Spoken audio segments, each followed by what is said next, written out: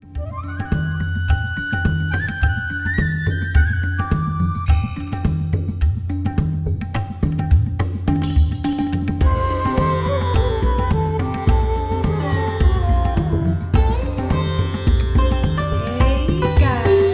good evening.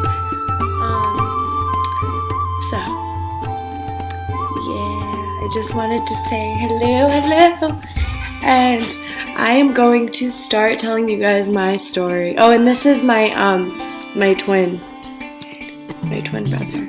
See, we resemble. It's my brother from another mother. Anyways, for real though, we look a lot alike. See.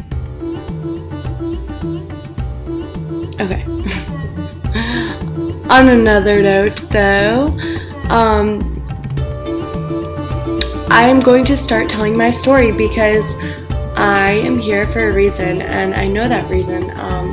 I'm here for spiritual purposes and to, help expand the consciousness of others if they are open-minded enough to be willing to allow me in and allow themselves to heal.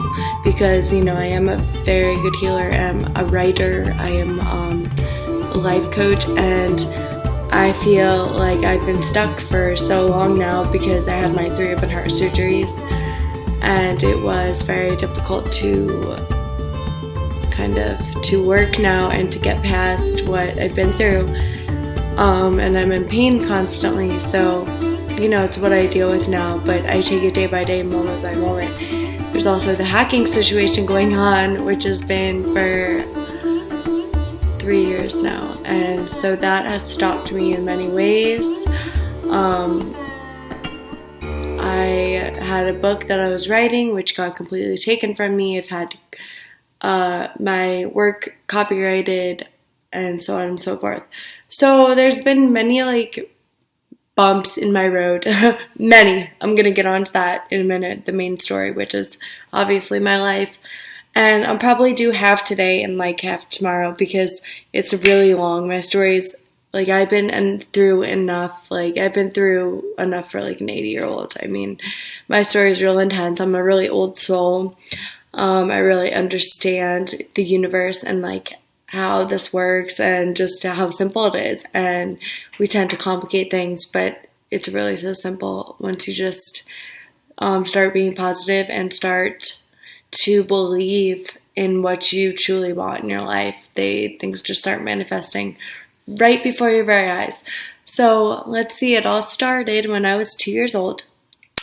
And I was born first. Yep. That's it.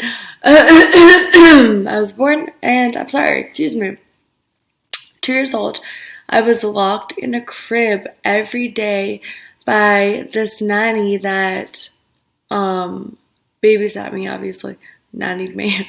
And so she would lock me in there and not let me out of the room, I guess. It's really sad to think about, but I do remember that memory, and I remember hitting the crib very hard and just hitting myself as well eventually. Excuse me. What the fuck is it? Okay, sorry. Hitting myself as well eventually, and that didn't stop until a couple years ago. I continued to hit myself and believe what I had put in my mind at that time, which at 2 years old, obviously, to me, I wasn't worthy of love, of being loved. So that progressed and progressed on through my life. And once we have a seed thought, which we have 3 to 4 main seed thoughts through our life, we need to do healing work on them. That's one of the main reasons we're here, is to learn our seed thoughts and see what they are, and then be able to alter that memory. Because when we think a thought so many times, it becomes a narrow pathway in our brain, and therefore we can think the thought without even really knowing that we're thinking it. So it's subconscious almost, and you actually, I actually, with my feeling of not being worthy of love, I I would want to get really close to people, and then I would end up pushing them away because I'd end up being too, I was like too nice, you know? I let people walk all over me. I just was very like, I just wanted to be loved, basically. And so that happened. My parents did not know. And this went on for I don't know how long. But my neighbors actually heard me, which is insane because the houses are far apart there. And they told my mom that they heard me screaming one day. And my mom, and they had, I guess, like went and spied in something and saw me in the room. And the nanny wasn't taking care of me. She was just leaving me in there. They told my mom. My mom automatically fired the nanny. And so that was that. And then my mom always worked when I was little. And my dad was abusive. I was sexually, mentally, emotionally, physically abused. So I had that going for me at a young age. I was never accepted for who I was. I felt like that I just wasn't good enough for my dad, you know what I mean? And it was really his own issues that he needs to work on, and he has been working on, and I love him no matter what, but he just, you know, he had his own things that he was taking out on me, and that's okay. Like, that's okay. I do not resent him anymore. I love him, and I just want to be there to help him when he needs someone, you know what I mean? Because that's the kind of person I am. I just always wanting to help, always wanting to be there for others. So that happened, and so when I was 5 years old, yeah, 5, was the first time my dad tried to commit suicide. And me and my mom had gotten home from somewhere, and we walked into the garage, and my dad was in the car, and in the garage, in the car, and the car was running. And, you know, about the fumes or whatever it's basically committing suicide. So my mom told me, you need to go inside right now, and she called a babysitter, and she immediately called 911 and saved my dad. And yeah, it was scary, but I always knew that it was something really severe. I was told that it was kidney stones. My dad had kidney stones, and I knew even at age 5. I remember, like, clearly remember this incident, and I was just like, there's something more. Like, there's something they're not telling me. There's something hidden. He's not at a hospital. Like, I was just like very, very, very. Now that I look back at it, even at like the age of 5, I was putting things together, and I didn't realize what I was doing. So then that happened again on Christmas Eve when I was in high school. He actually tried to commit suicide. He chased me around the house with a dog leash. And I ran into my room, I locked my door. And he was just like going to these mood swings. I don't know where they came from. I literally dropped my plate of food, and he like flipped the fuck out. And I ran into my room, and I locked myself in there. My mom was out there with him, and I was like, Mom, get away. Like, you need to get away from him. I didn't want my mom to get hurt. And my mom wasn't scared of him. Like, he wasn't really after my mom. He was after me for some reason. It was always me. I was the target. And he went into the bedroom and locked himself in there, put a dresser against the door, and ate a whole bunch of pills.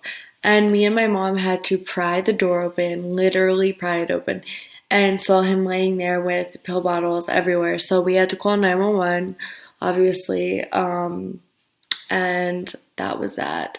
So then I knew that was suicide, so I asked my mom right after that. I was like, Mom, when I was 5 years old, was that my dad trying to commit suicide? I always have known this. And she told me, yeah, that's what it is. And she was shocked that I knew that. It was very strange that I did know that at that age. But anyways, so then Oh God, there's so much to this story. I don't know how much to tell today. I'm already 9 minutes into it. Wow, and I've only said like two major things. Okay, I started using drugs at age 12. I mean alcohol. I started drinking at age 12. I started using drugs not long after that, and I became very like I hung out with the wrong crowd. But I mean, who doesn't in high school? But I mean, I always hung out with older people, and the people I hung out with did a lot of coke and ecstasy, and I got like really into that stuff. And I went to the hospital for both coke and ecstasy because I thought I was like invincible and I would do so much. Now I know I have ADD and I take Adderall on a regular basis, and it actually makes me go to sleep. Like I have to take it 2 hours before I get out of bed. It's very weird. So I have the weirdest like body chemistry. So fucking I didn't know either that I'm like jumping around here, but when I was little, I was an indigo child, and I am an indigo child and empath and intuitive. I didn't know this when I was younger, so I felt all this energy, never knowing what it was. So I was feeling everyone's energy around me and kind of like didn't know what to do because it was so much to take on at that age, and not knowing is the craziest thing because you're like, what am I feeling? Why am I getting sick all the time? Why am I physically ill? Like constantly I was ill, and having these strange experiences, not knowing really if I was like, why am I so different? I'm just so weird, and never really fitting in, you know? So la la la. So yeah, so in high school also as well, I had a rumor spread about me. This was really hard. This is really hard to get over. I had a rumor spread about me that I'm not going to say what it is, but it was spread about me.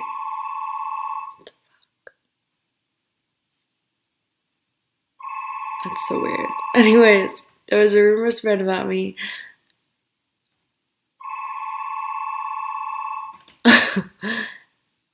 And of course, everyone believed the older kids because they were older and they were popular. So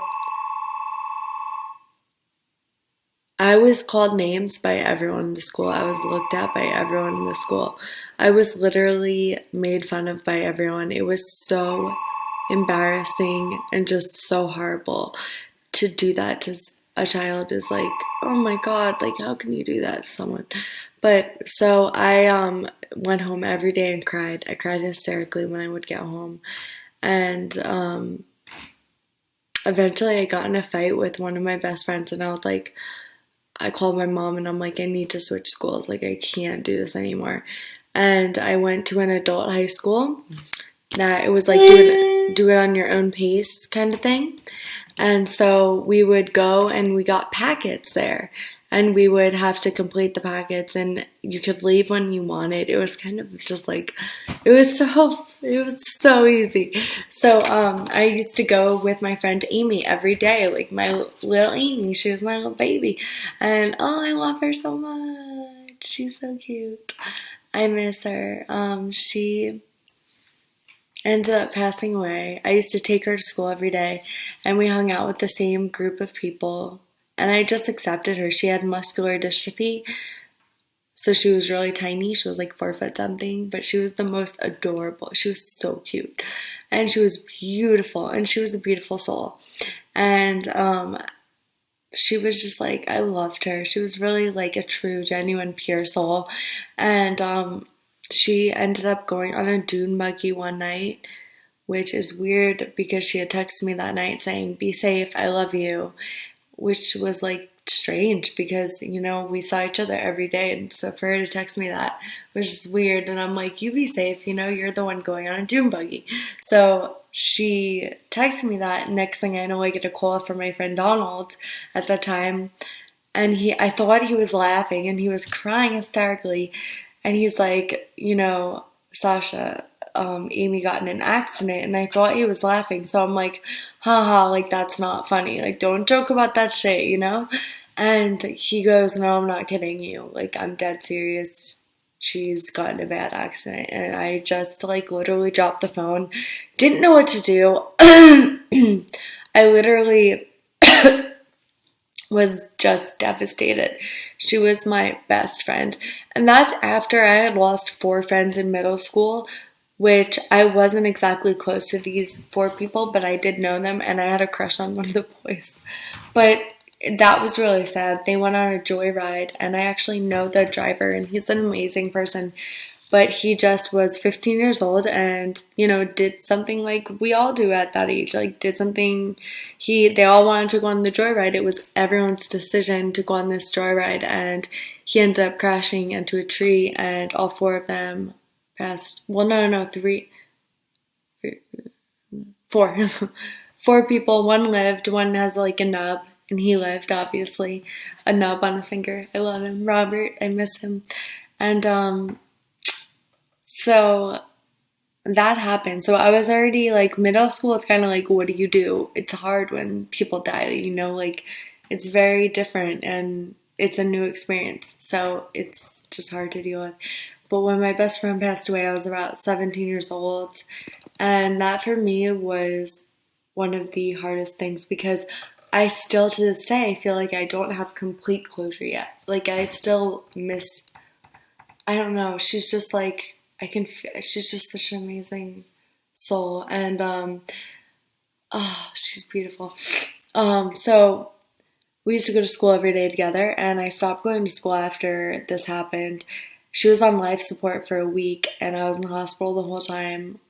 And then I stayed with her at I stayed at her house after she passed away, in her room. Like, I literally was so attached to her. It was, you know, and then me and her mom became really attached to each other, which I think we needed at the time, even though it was kind of unhealthy. We both needed like that kind of, we needed that. Like I needed a mother type figure, and because I really get along with my parents, you know, and she needed a daughter type figure because she lost her daughter. So it was the way it was supposed to work out. And I would sleep in Amy's room and like I would feel her energy there. It was crazy. I mean, I didn't know at that time, you know, what I was feeling, but I knew I was feeling something. And now I know I was definitely feeling Amy. And it's amazing. I have her necklace now that she was wearing when she passed away. Her mom gave that to me years later when we reconnected, which is to me saying like something like that's very impressive, you know, like to give me that means the world to me. So that happened, and sorry, my stepdad also passed away. I had a stepdad. My mom got remarried, and he passed away from the same open heart surgeries that I had. And I had 3 open heart surgeries in my life. And he had the same exact open heart surgery as me. And he had pneumonia as well when he was in the hospital. So that's really strange. My mom, this was like the love of my mom's life.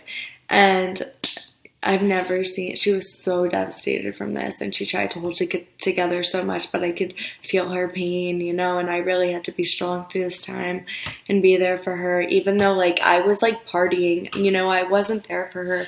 When she first needed me, she called me and told me, you know, that this had happened, and I was at Winter Music Conference in Miami, literally like partying when she told me my stepdad passed away.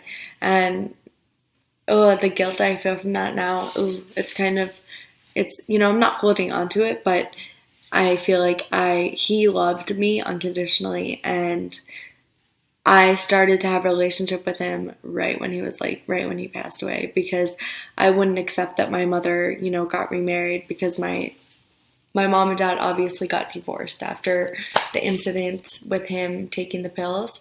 So I just I wanted her to myself. I had had such a hard time growing up so far that I just wanted like someone to love me. So anyways, I'm gonna stop here for today because it's already 20 minutes into it almost. And I feel like there's so much to my story. I went through my spiritual awakening and I had 3 open heart surgeries. The real good stuff will be tomorrow. I mean, that is like who I am today and become the spiritual person that is an inspiration to many others. And so I hope you enjoyed this video. That's just part of my story. I know probably a lot of you can relate to that stuff. I also was very confused about my sexuality because I dated boys, but I never really had like feelings for them. It was just weird. And I used to, like, as a young girl, like, I like experimented with girls, you know, like, I don't know if that's normal, but I remember kissing girls and just like doing strange things with girls. I don't know if but obviously, like, it showed now that why I did that, because now obviously I've come out. But I was extremely confused about my sexuality. I didn't like sex with a guy anyway, so it was very like hard for me to be in relationships, and I just wondered what was wrong with me. I was like, what is going on here? Like, why I should like this, you know, like, it doesn't make sense. And no, I just was gay. That's it. I was just gay. But yeah, so that's a good place to end it. I'm gay. But yeah, I used to kiss girls like at the clubs and stuff. I remember like make out with girls, just fake, like pretend make out to just like get guys' attentions and attention and stuff. But I actually enjoyed it. Like, I really like looked forward to that. And I remember, I'll get into this stuff tomorrow. There's so much more. But I hope you guys enjoyed this video. This channel is going to be more of like a spiritual channel now, because my gift is spirituality and I want to share my gift with the world, because I'm so spiritually intelligent. Like, just I understand the universe, the way it works, how to make life simple, little techniques you can do every day to improve your life, to work on yourself, to heal yourself. So basically, I'm kind of like starting this channel again. I will be myself and be funny sometimes and just like goof around, but I want to make more of like, you know, what I do, more of my writing, my quest, really showing who I truly, truly am inside. So I love you guys. Please hit the subscribe button and hit that bell. But I know other people watch my videos. Please subscribe and please hit the like buttons, because I will answer anyone who comments on my videos. I really, really love everyone, and I want and me and my brother right here, we're gonna just chill, meditate, do some meditation. Alright guys, so with that being said, peace and love. I love everyone.